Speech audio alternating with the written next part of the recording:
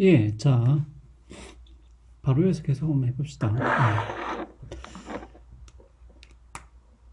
자, 요거 세 가지는 이제 방금 설명드렸고요. 요, 뭐, 덕성으로서의 책임을, 뭐, 그냥 하나씩 예를 들어 볼게요. 지적 책임은 뭐냐면은, 과학자가 자신의, 만약에 연구 결과가 수치로 나왔다고 했을 때, 이거 점검 안 해. 요런 것들은 어떻게 보면은, 지적인 책임감이 조금 결여된 행동이라고 볼 수도 있겠습니다. 실천적 책임 같은 경우에는 예를 들면 작가가 글을 소설 같은 것을 썼어요. 근데 이제 문제는 작가가 이제 이미 출판사하고 계약을 해놓고 소설을 쓰고 있는데 그 소설을 어, 백업을 안 해놨다. 예, 그래서 근데 뭐 컴퓨터를 잃어버렸다든지 그래서 뭐 소설을 다 날려버렸다. 뭐 이런 것들은 어떻게 보면은 실천적인 책임이 조금 결여됐다고 볼 수가 있겠습니다. 예. 그 다음에 뭐 윤리적인 책임이 결여된 것은 예를 들면 뭐 아무런 목적 없이 사는 것들이 바로 윤리적인 책임이 좀 결여되어 있는 사례라고 볼 수 있겠고요. 그 다음에 도덕적인 책임이 결여되어 있는 것은 예를 들면 뭐가 있을까요? 뭐 대통령을 뽑는데 대통령이 섹시하게 보인다는 이유로 대통령을 뽑았다. 뭐 이런 것들은 도덕적인 책임감이 결여된 것으로 볼 수 있겠습니다. 그래서 요 윤리와 도덕은 제가 이야기했다시피 이것은 내가 잘 사는 것, 도덕은 남을 어떻게 대우할 것이냐에 관련된 영역이라고 제가 이렇게 구분해서 이야기를 했습니다. 그래서 아무런 목적 없이 사는 것은 바로 내가 잘 사는 문제죠. 근데 이제 아무런 목적 없이 살게 되면은 이것은 어떻게 보면은 나에 대한 그 책임, 그러니까 윤리적인 책임이 좀 결여된 것이라고 볼 수도 있겠습니다. 뭐 내 인생인데 뭐 내 마음대로 하는데 왜 네가 왜 또 이렇게 자, 요것은, 근데 여러분들이 이제 착각하면 안 되는 게, 그 말은 맞죠. 제가 이야기했다시피 우리가, 어, 그 사람을 단지 수단이 아니라 목적으로 대우하는 것은, 그것을 권리의 언어로 번역한다면은 평등한 권리를 보장해 주는 것이죠.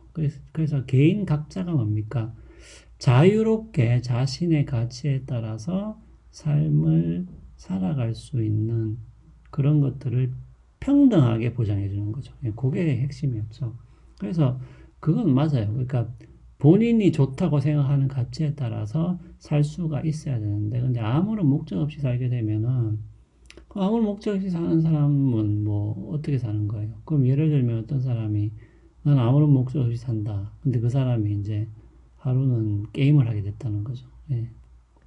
그래서 게임에 푹 빠져가지고 또 계속 게임을 한다라고 했을 때, 근데 문제는 뭐냐면은, 그럼 그 사람은 어떻게 보면 단기적인 즐거움을 추구한다고 볼 수 있는데, 게임을 왜 하냐? 라고 물으면 이제 그냥, 재미있으니까 한다. 뭐 이렇게 대답하겠죠. 근데 문제는 그 게임이라는 것은 결국은 뭡니까? 그 게임을 만든 사람이 있을 것이고요. 뭐 여러분들이 어떻게 보면 더 잘 알겠지만은, 그러한 게임을 사람들한테 전파하고 퍼뜨리고 팔므로써 사실은 게임을 만든 사람 혹은 게임을 만든 회사는 득을 보는 것이죠.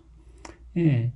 그러니까 어떻게 보면은 우리가 내가 아무런 목적 없이 살게 되면 거꾸로 뭐예요? 거꾸로 남이 설정해 놓은 어떤 기준에 자기도 모르게 휘말려서 살아가기가 쉽다는 겁니다.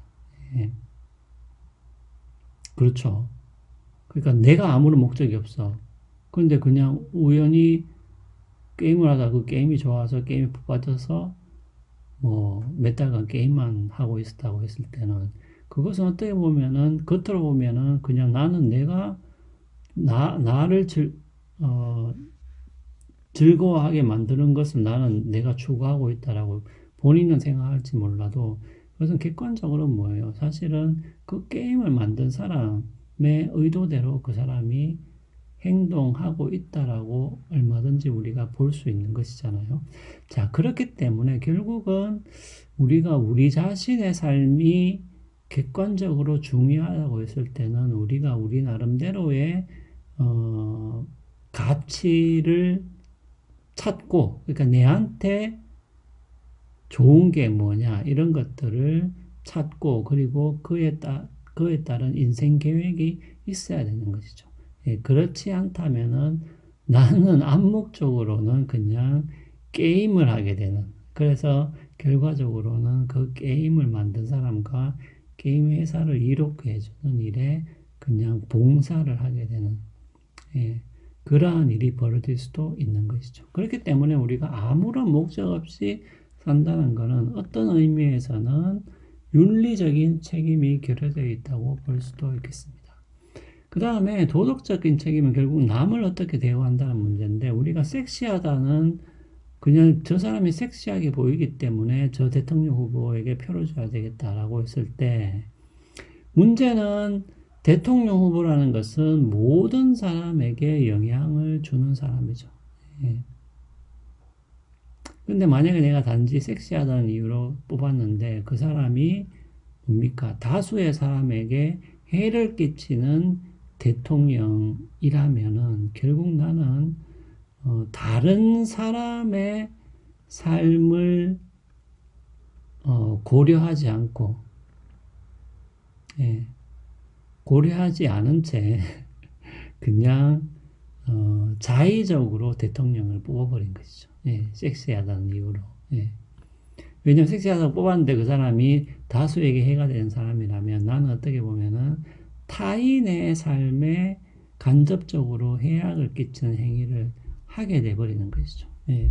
그런 의미에서 우리가 섹시하다는 이유로 투표를 하는 것은 도덕적 책임감이 좀 결여된 행위라고 볼 수도 있겠습니다.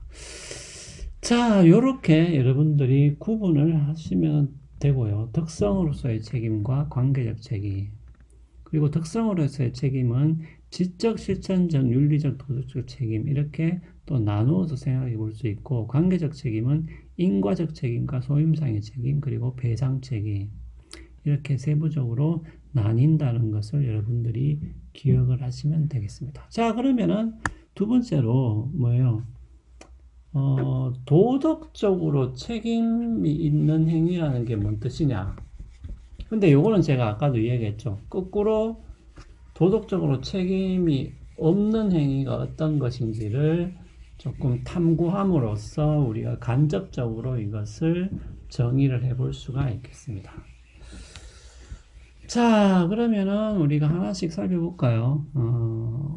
도덕적으로 책임이 없는 게 어떤 거냐? 그거는 뭐 제가 처음에도 이야기했다시피,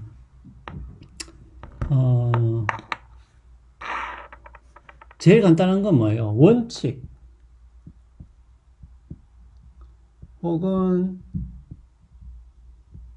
규칙이 없는 사람. 아니, 이 사람은 도무지 자기 삶에 어떤 규칙이나 원칙이 없어. 그것이 크든 작든요. 어떤 사소한 영역이든 중요한 영역이든 간에 어떤 식의 원칙이나 규칙이 없는 사람들이 있죠. 예. 그 다음에 두 번째는 뭐냐 하면은 원칙이나 규칙 혹은 뭐 신조가 있는데 본인은 자기는 이런 원칙을 중요하다고 생각한다. 나는 이런 원칙에 따른다라고 말은 하는데 실제로 따르지 않는 사람.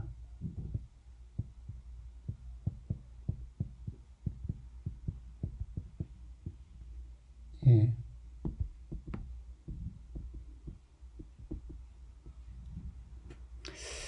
자, 그러니까 여러분들 요게 책임과 관계가 있다는 것을 반드시 기억하셔야 돼요. 그러니까 이것은 부덕하다기보다도 이것은 책임 하고 관계가, 도덕적 책임과 관계가 있는 것이라는 걸 여러분들이 꼭 기억을 해 두시면 되겠습니다. 그 다음에, 세 번째는 뭐예요? 진심이 없다.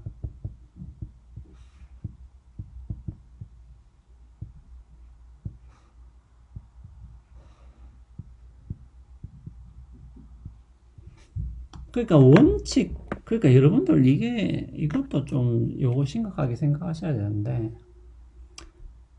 그러니까 원칙을 따르긴 따르는데, 그게 자기가 그것이 옳다라고 생각하고 그것을 따르는 것이 중요하다고 생각해서 따르는 게 아닌 경우죠. 그러니까 진심이 없는 거지. 진심이 없이 그냥 원칙을 기계적으로 따르는 거. 예, 이런 것들도 여러분들이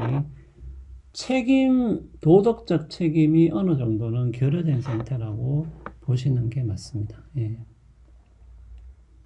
여러분들 하도 이런 거를 많이 경험해서 이게 왜 이렇게 무조건 원칙을 따르기만 하면 되지 않냐 이렇게 여러분들이 이해를 하면은 안 된다는 것이죠. 예.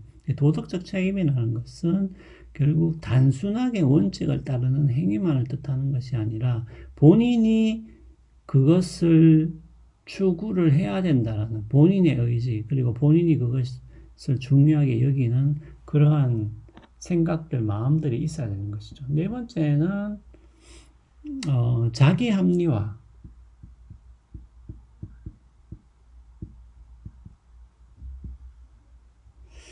이 자기 합리화인데 이거는 이제 이런 거죠. 자기 합리화는 어떤 거냐면은 요거는 자기가 어떤 원칙을 따른다고 스스로 믿고는 있어요. 그러니까 원칙을 따른다.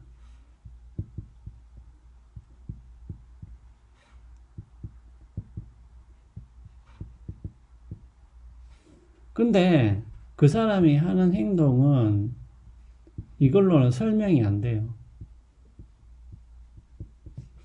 그러니까 요게 굉장히 이게 미묘한 것이죠.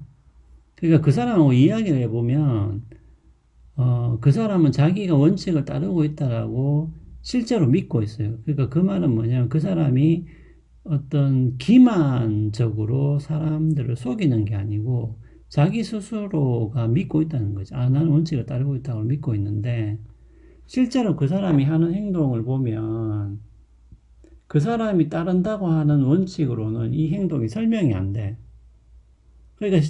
그러니까 어떻게 보면은 그 사람의 행동을 실제로 좌지우지하는 원칙이 따로 있다라고 볼 수 있는 것이죠. 요런 게 바로 자기 합리화입니다. 그 진심이 없는 거하고는 좀 달라요. 진심이 없는 거는 이 사람은 자기 마음 속에서 뭐예요? 이미 그 원칙을 따르고 싶은 마음은 없는 거예요. 없는데 그냥 우리가 흔히 말하는 영혼 없이 그냥 이렇게 행동만 그 원칙을 따라 하는 거죠. 예. 근데 자기 합리화는 다르죠. 자기 합리화는 자기가 믿고는 있어, 실제로. 물어보면, 아, 나는 원칙을 따르고 있다라고. 진짜로 자기가 그렇게 믿고 있는 거죠. 근데 그 사람의 행동은 이 원칙으로는 설명이 안 돼. 그게 자기 합리화인 거죠. 예. 근데 이런 것들도 책임이 결여된 상태라고 볼 수 있겠습니다. 자, 그러면 조금 이어서, 잠깐 끊었다가 좀 이어서 바로 이어서 해보겠습니다.